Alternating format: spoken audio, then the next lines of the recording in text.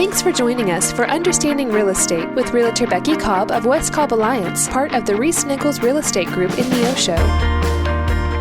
Lisa Schade, who's a member of our team, is with me this morning. And Lisa, we were just talking about what's the one thing you would advise people to do when they are purchasing real estate? Good morning. Thank you for having me. I would say definitely do not go without getting that inspection. On those new houses, there's so many underlying things that you just cannot see. I've had several experiences of things that have come up. For instance, a fireplace hazard that we didn't know unless we had the fireplace inspected that was there that you don't see when you walk through a house. So an inspection is a big thing that I would highly suggest never, ever go without. Yeah. And what do inspections typically run right now? An inspector goes off of the square footage of a home and as well as the year it was built. But usually I find them to be $350 to $450.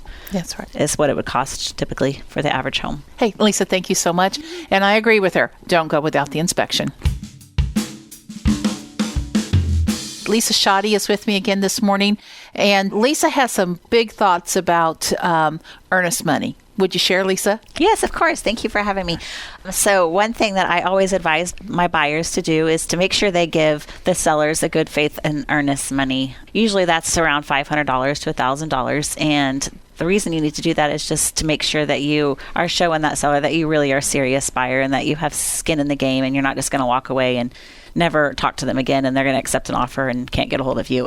There are several things and time frames in that contract that you can get your earnest money back.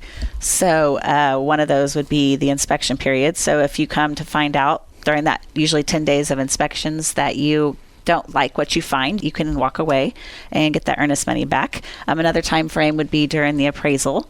If the appraiser comes back in and says the price is low and that seller does not want to lower his cost, then you can go and request that earnest money back and we can't negotiate, you'll get it back. Thanks, Lisa. And those are very good tips as far as earnest money goes. And again, I agree with you.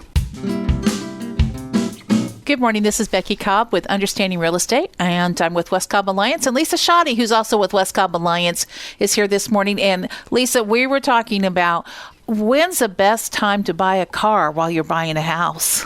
Absolutely not during the process. Oh, you shouldn't do that, right? No. Okay. Tell us why. But definitely after we have got everything closed, and you're more than welcome to do it then.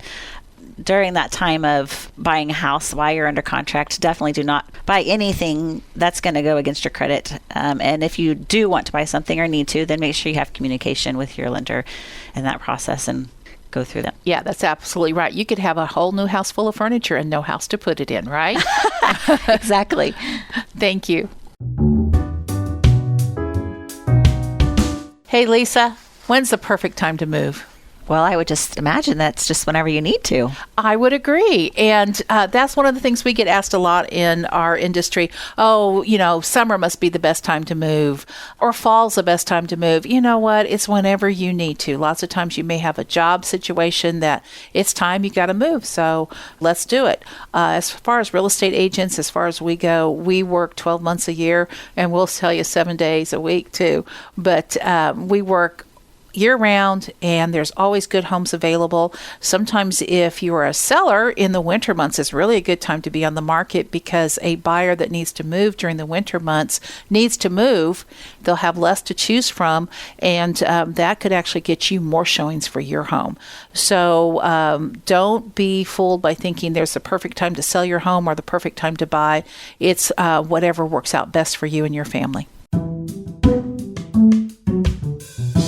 Hey, Lisa, just wanted to talk with you a little bit about what inspired you to become a real estate agent, and maybe you could share also a little bit about why you love being a realtor. Of course. So I got my real estate license in the year of 2020, the magical year of 2020. That was magical. And I, before that, was a school teacher. But anyway, my husband has recently started a subdivision here in Neosho, and we were forking out the money to those realtors to get those houses sold. And I always told him, I will never sell anybody's houses but yours. I do not want to do this.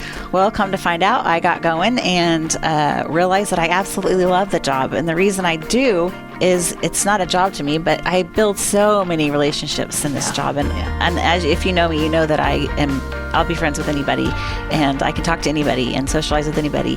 So that's the one thing that I love about this job, is all the relationships that I build, and all the long-term relationships. It's not just through the real estate part of it, but long-term friendships that I actually get out of this. And that's what I really love about you too, because you make friends with all of your clients, and you really have their interest at heart, and you do a great job. We love working with you. Thank you. If you would like to know more about understanding real estate, you may contact Becky Cobb at 417-592-3245 of the West Cobb Alliance, your realtors for life. Find out more on the web at neosho.homes.